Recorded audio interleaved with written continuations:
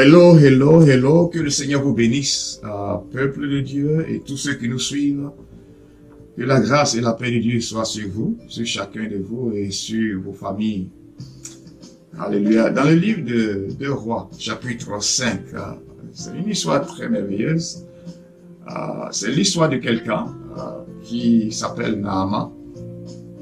Et Naaman, c'est un général de l'armée, de la Syrie. Et ce monsieur est malade, il avait la lèpre.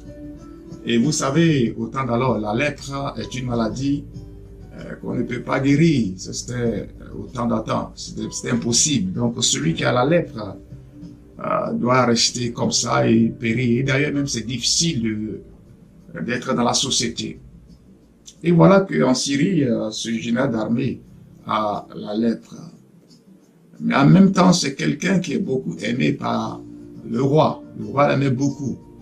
Et c'est ainsi, dans la maison de ce Naaman, il y avait une jeune fille juive. Alors, elle a témoigné de la puissance de Dieu.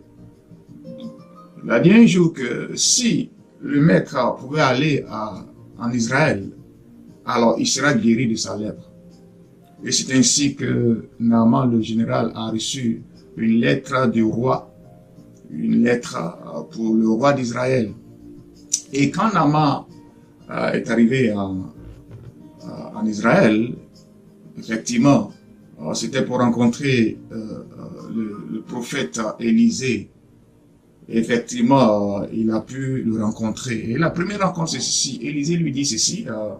Voilà, va te laver dans le Jourdain, va te jeter dans le Jourdain 7 fois et tu seras guéri. Dès que Naaman a entendu cela, la Bible dit qu'il s'est énervé. Il s'est énervé. Il n'a pas voulu le faire. Pourquoi? Parce que selon lui, il pensait que Élisée allait faire certains signes. Il pensait que Élisée allait directement prier pour lui. Il pensait que Élisée allait le recevoir dans sa maison, dans son salon. Il pensait que Élisée allait rouler le tapis rouge pour le général. Il pensait que Élisée a fait d'autres choses. Il était surpris qu'Élisée lui dise, le prophète Élisée lui dise, va seulement te laver dans le Jourdain et tu seras guéri. Il n'a pas compris. Et il était furieux, énervé.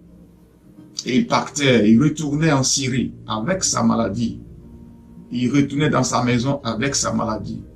Il a décidé de rester avec son mal en retournant en Syrie. Heureusement, chemin faisant, ses serviteurs l'ont adopté. Et bon, ils l'ont raisonné en disant, oui, chef, c'est si simple. Si Élisée te demandait d'autres choses mieux ou des grandes choses telles que nous te connaissons, tu l'aurais fait. Alors, aller se laver dans le Jourdain, ce n'est pas quelque chose de difficile. Donc, ils ont supplié le général, et c'est ainsi que le général s'est abaissé, et il allait se jeter dans le Jourdain, et la Bible dit ceci, et il a été purifié de sa maladie. Il a été purifié de sa maladie. La maladie qui était incurable, il fut guéri. Naaman fut guéri. Et d'ailleurs même, il a dit que sa peau est devenue comme un enfant. Vous voyez ça, une peau très très saine. Qu'est-ce que nous apprenons de ce passage? Vous voyez, le titre que nous portons peut être un obstacle. Nos connaissances que nous tenons tant peut être un obstacle à la foi. Nos manières à nous peut être un obstacle à la voix de Dieu.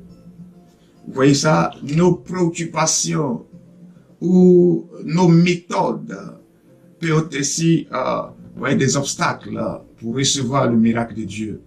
Parce que la Bible dit que la voix de Dieu n'est pas la voix de l'homme. Et encore, la voix de l'homme ne peut jamais être la voix de Dieu. Dieu a sa voix selon chaque cas, selon chaque situation. Dieu a sa parole, Dieu a ses méthodes, Dieu a quelque chose à dire. Dieu a une pensée selon chaque cas, chaque situation. Et ce que le Seigneur voudra, c'est que nous soyons attentifs, très attentifs, et écouter, recevoir, percevoir ce que Dieu dit, afin de recevoir le miracle. Parce que, pour les uns, les autres, c'est aller dans le Jourdain. Pour d'autres, c'est l'imposition de main. Pour d'autres, c'est la bourse dans les yeux. Pour certains, C'est juste, prends ton lit et marche. Vous voyez, Dieu est un Dieu très très grand. Il est au-dessus de nos pensées. Nous devons nous humilier en toutes choses dans la marche avec le Seigneur et de suivre sa voie. L'orgueil dans la vie de Naaman, c'est ce qu'il fallait enlever. L'humilité, c'est ce qu'il fallait aussi avoir dans le cœur pour recevoir la guérison. Et Dieu merci, il a compris qu'il devait s'abaisser. Et faire la chose simplement. Et la simplicité de son cœur, voilà, Dieu merci qu'il a eu, a fait qu'il a reçu la guérison. Bien-aimé, que le Seigneur bénisse. Que le Seigneur vous